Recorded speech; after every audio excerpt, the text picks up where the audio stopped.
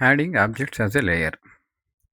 Simply click on the layer menu onto the Krita. Under layer menu, select import or export option, or import or export option, select import layer. See, as soon as you click onto the import layer, select the object what you are going to insert as a object. Here I am going to select one of the object what I am going to insert onto the Krita. Just select the object whatever you want to whatever you want to insert. Then as soon we click onto the import, the object is going to be import as a layer. So here you can observe the layer section. You can observe here the layer my doodle. It has been imported onto the canvas. Now select the transformation tool on the toolbox. Here there is a transformation tool.